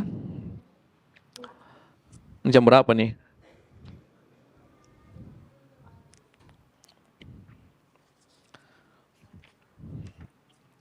Ar-raddu 'alal hula fin Nabi sallallahu alaihi wasallam. Bantahan ya kepada orang yang berlebihan kepada Nabi sallallahu alaihi wasallam. Liqaulihi anna Muhammadan abduhu. Berdasarkan sabda Nabi SAW, bahasanya Nabi Muhammad SAW adalah hambanya. Jadi ini untuk membantah orang-orang yang berlebihan kepada Nabi SAW. Ya. Falaisa lin-nabi sallallahu alaihi wasallam hadzun minar rububiyah. Tidak ada bagian rububiyah, tidak punya hak rububiyah. Hak rububiyah adalah hak yang hanya boleh diberikan kepada Allah tabaraka wa taala. Tidak mempunyai ya hak rububiyah. Walaupun sebagian kaum muslimin, jangankan kepada para nabi alaihi wassalatu wassalam, kepada sebagian orang yang dianggap wali aja, mereka punya i'tiqad atau keyakinan bahwasanya mereka mampu menghilangkan sebagian hajah. Ya, sebagian mampu mengabulkan sebagian hajat atau keperluannya. Kemudian mampu menghilangkan bala, kemudian ujian, cobaan. Itu ada. Kalau yang mengatakan orang awamnya tentu agak lumrah gitu ya, karena orang awam ini sebagian para ahli fikih, saya tidak perlu nyebut namanya, ini kan di majelis tidak boleh menyebut nama. Sebagian ahli fikih, tapi ada kalangannya, kalangan Syafi'iyah, tidak semua Syafi'iyah, sebagian Syafi'iyah, itu ada yang meyakini, dia pensarah kitab fikih Syafi'iyah luar biasa, hasyiahnya dipakai di mana-mana, bukan hanya hasyiah di dalam kitab fikih, tapi di dalam tafsir. Orang yang sangat cerdas, punya i'tiqad, keyakinan bahwa sebagian manusia di antara para kekasih Allah, aulia, itu diberikan hak oleh Allah untuk mengatur sebagian urusan. Seperti itu, ada pernyataan seperti itu. Untuk mengatur sebagian urusan yang harusnya hanya Allah sendiri yang mampu melakukannya. Ini sampai seperti itu. Ini pernyataan dari tokohnya. Kalau misalkan sebagian zikir atau sebagian sholawat yang telah dimodif, itu mungkin masih bisa ditakwil. Oh, maksudnya bukan seperti ini. Tapi ini kan pernyataan seperti ini. Allah menguasakan kepada sebagian para walinya untuk mengatur beberapa perkara yang berkaitan dengan memenuhi hajatnya manusia. Kan ini musibah, i'tiqad seperti ini. Makanya kalau ada pembahasan akidah, kritikan tentang permasalahan akidah, misalkan antara ahlu sunnah dengan sebagian asy'ariyah, itu bukan masalah asma sifat saja. Kita kan taunya asma sifat saja. Taunya masalah asma sifat. Seakan-akan akidah cuma asma sifat. Sempit amat pembahasan akidah cuma asma sifat. Di uluhiyahnya pun banyak. Di pembahasan uluhiyah berkaitan dengan tauhid ibadah itu banyak. Ada sebagian yang boleh meminta kepada penghuni kubur, itu sebagian ada keyakinan seperti itu. Jadi bukan masalah asma sifat saja. Seandainya permasalahan cuma asma sifat saja, tentu Syekh Muhammad bin Abdul Wahab tidak akan menulis kitab tauhid.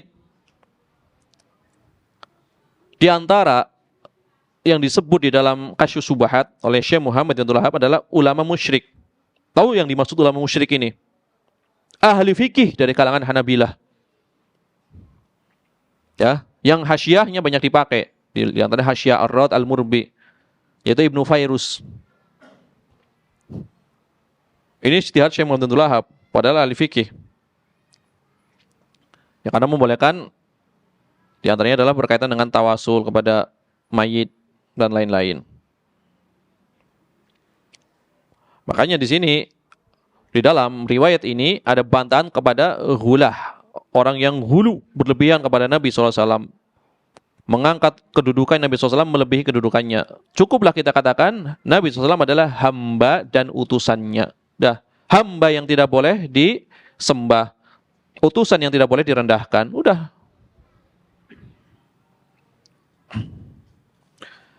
Ini pelajaran berikutnya. Kemudian pelajaran berikutnya adalah ar-raddu ala munkiri risalatin Nabi sallallahu alaihi wasallam kama fi qalihi wa rasuluh.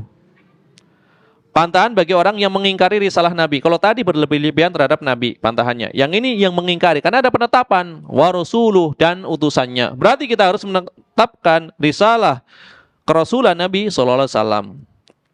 Ya. Ini jelas. Ini tentu tidak ada satupun dari kaum muslimin yang mengingkarinya. Ya, tentunya tidak ada.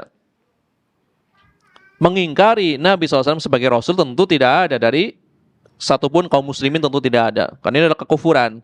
Tetapi ada memang dari sebagian kaum muslimin yang mengurutkan kedudukannya lebih rendah dari wali, itu ada sebagian kaum muslimin. Tapi mengingkari kerasulannya itu enggak ada. Nabi dan Rasul itu tidak ada.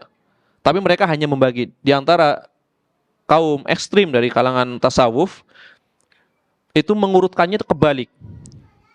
Kalau Ahlussunnah wal Jamaah urutannya apa? Kedudukan orang-orang yang mulia. Pertama adalah aulia, para wali. Itu paling rendah. Maksudnya di antara kedudukan yang tinggi yang paling rendah adalah pertama adalah wali. Karena setiap orang yang bertakwa, beriman dan bertakwa adalah waliullah secara umum kan gitu. Pertama adalah wali. Yang kedua adalah naik lagi lebih tinggi adalah nabi. Kemudian yang paling tinggi adalah rasul. Ini Ahlussunnah wal Jamaah. Sufiyah ekstrim dibalik. Kedudukan nabi kata mereka adalah setingkat lebih tinggi daripada rasul dan di bawah wali. Ya kayak gitu. Ini kedudukan nabi kata mereka tasawuf ekstrim setingkat lebih tinggi daripada Rasul, tapi masih di bawah wali. Jadi Nabi di tengah-tengah. Urutannya Rasul paling rendah, baru Nabi, baru wali. Di antara dalilnya adalah kisah Khidir atau Khidir alaihissalam di dalam surat Al-Kahfi. Musa adalah Rasul, bahkan Rasulullah Azmi. Masa berguru kepada Khidir? Khidir adalah waliullah. Karena khilaf nanti di para ulama. Sebagian mengatakan Khidir adalah Nabi, sebagian mengatakan wali. Kalau dalam pandangan tasawuf ekstrim, Khidir itu hanya wali. Belajar kepada wali. Rasul yang tinggi belajar kepada wali. Berarti wali lebih tinggi. Maka mereka membuat pernyataan seperti itu. Bahkan yang dijadikan sebagai tokohnya pun berlepas diri dari orang-orang tersebut. Di antara Al-Imam Abdul Qadir Al-Jilani, Syekh Abdul Qadir Al-Jilani, tokoh besar di dalam mazhab Hambali, maka dijadikan sebagai apa? Sultanul Aulia, rajanya para wali. Sultanul, setinggi-tinggi wali adalah Syekh Abdul Qadir Jilani. Padahal Abdul Qadir Jilani jelas kedudukannya lebih rendah daripada Imam Ahmad bin Hambal. Pertama, fikih yang ngikuti fikihnya mazhab Hambali. Yang kedua, beliau pernah ditanya, wahai Syekh, adakah seorang waliullah di muka bumi ini yang memiliki akidah yang tidak sama dengan akidahnya Imam Ahmad bin Hambal? Kata Syekh Abdul Qadir Jilani, tidak ada dan tidak akan ada. Gitu. Jadi tokoh mazhab Hambali. Tapi laku keras ya di Indonesia. Buat ini maksudnya tawasulan. Ya. Menghadiahkan menghadiahkan pahala untuk rohnya Syekh Abdul Qadir Al-Jilani. Seperti itu. Padahal tokoh fikih Hambali. Ya. Tokoh fikih mazhab Hambali. Beliau pernah mengajarkan Mukhtasar Al-Khiraqi. Mukhtasar Al-Khiraqi kepada Imam Ibnu Qudamah Al-Maqdisi, penulis kitab Al-Mughni. Kemudian Imam Ibnu Qudamah pun menghafal Mukhtasar Al-Khiraqi. Kemudian kepada sepupunya, beliau mengajarkan fikih mazhab Hambali yang lain, yaitu kitab Al-Hidayah karya Imam Abul Khattab Mahfud Al-Kalwadani. Ya. Abul Khattab Mahfud Al-Kalwadani, kitab Al-Hidayah. Dua kitab fikih Hambali diajarkan kepada dua orang yang masih ada hubungan keluarga, sepupuan. Abdul Ghani Al-Maqdisi, penulis Umdatul Ahkam, sama Imam Ibnu Qudamah, penulis Al-Mughni. Dua-duanya pernah duduk di majelisnya Syekh Abdul Qadir Al-Jilani, seorang ahli fikih di dalam mazhab Hambali. Dan beliau tentu sangat mengingkari perkara seperti ini. Sampai diceritakan di dalam beberapa manaqib Syekh Abdul Qadir Jailani, bahwasanya Syekh Abdul Qadir Jailani pernah menangkap ya kaki dari malaikat maut seperti itu, ditarik seperti itu. Ini musibah. Ini berlebihan. Sangat berlebihan. Ya. Makanya Imam Adz-Dzahabi dalam Syiar A'lamin Nubala mengatakan tidak ada satupun ulama yang lebih banyak terkenal memiliki karomah melebihi Syekh Abdul Qadir Jailani, walaupun sebagian besarnya adalah dusta atas nama beliau. Tapi memang benar beliau punya banyak karomah. Jangankan Syekh Abdul Qadir Jailani, Syekhul Islam Ibnu Taimiyah juga banyak karomahnya, tapi diriwayatkan oleh Imam Ibnul Qayyim. Jadi di kitab-kitabnya Imam Ibnul Qayyim banyak menyebutkan karomahnya dari Syekhul Islam Ibnu Taimiyah. Karomah tentu tidak bisa dipelajari. Ya.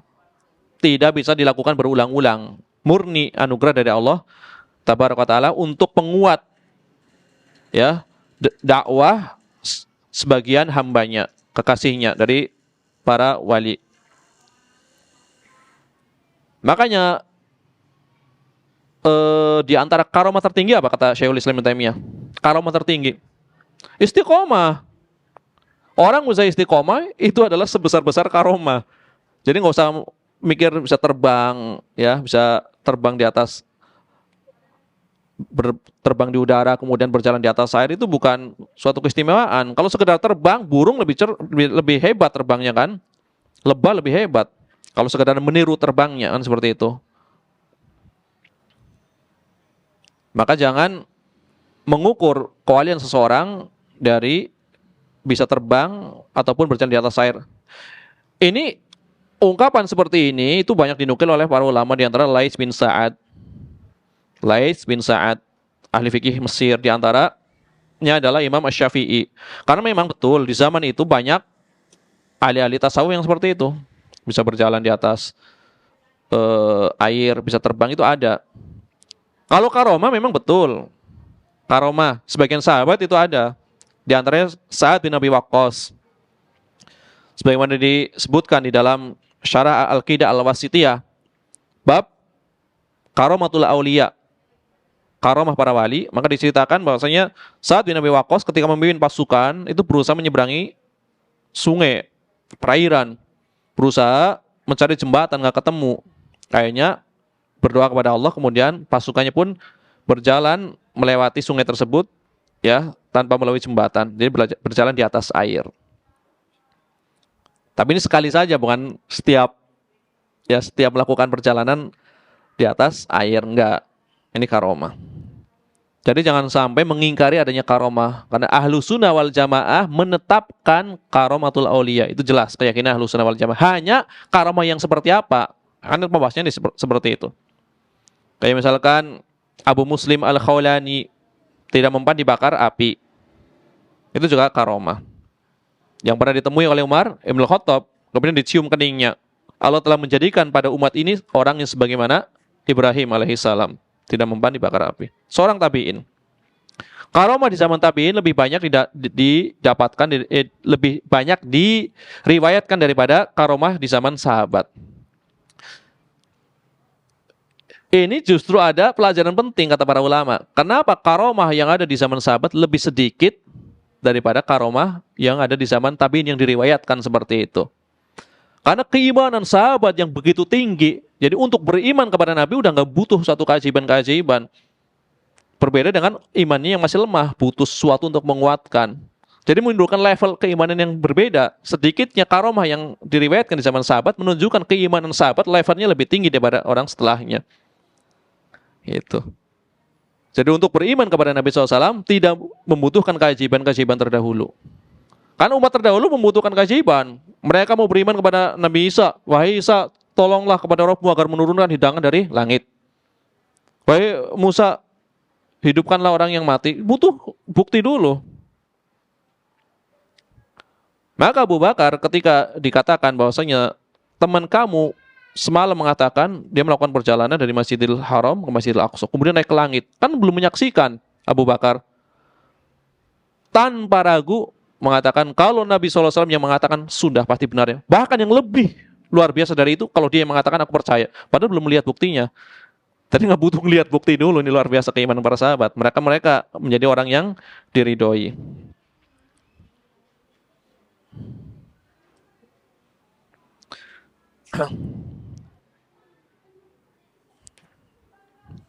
Ya, masih ada beberapa pelajaran yang belum kita bahas. Insya Allah akan kita bahas pada kesempatan yang akan datang. Sedikit lagi faidah dari kitabnya Syekh Abdul Al-Fauzan. Ini waktunya nggak cukup. Padahal ini hadis terakhir padahal. Ya. Hadis terakhir di dalam bab wudu. Ya. Nanti sedikit faidah lagi. Baru kita masuk ke muqaddimah bab al-mashu 'alal khufain, mengusap di atas dua khuf, ya. Ini perlu dibahas lagi faedahnya karena ini ada kaitannya dengan beberapa riwayat tambahan nanti, kan belum dibahas. Ini baru awal. Jadi kalau saya potong kemudian tidak dilanjutkan nanti ada pembahasan yang hilang. Ini perlu dilanjutkan faedahnya. Karena kan nanti ada riwayat tambahan, subhanakallahumma bihamdika, sebagaimana zikir kafaratul majelis. Kemudian tadi juga belum dibahas Allahumma ja'alni minat tawabina. Riwayatnya apakah sahih atau dhaif kan belum dibahas juga. Karena nanti sebagian ulama mengatakan hadisnya adalah muttarib, goncang, ada kerancuan di dalam sanadnya nanti. Ya. Ya karena waktunya sudah berlalu 1,5 jam. Ini kelamaan jadinya nanti. Maka kita ya tutup kajian kita dengan zikir kafaratul majelis. Subhanakallahumma bihamdika asyhadu an la ilaha illa anta astaghfiruka wa atubu ilaik. Wa sallallahu wasallam ala nabiyina Muhammad wa ala alihi wa sahbihi ajma'in wa akhiru da'wana alhamdulillahirabbil alamin. Wassalamualaikum warahmatullahi wabarakatuh.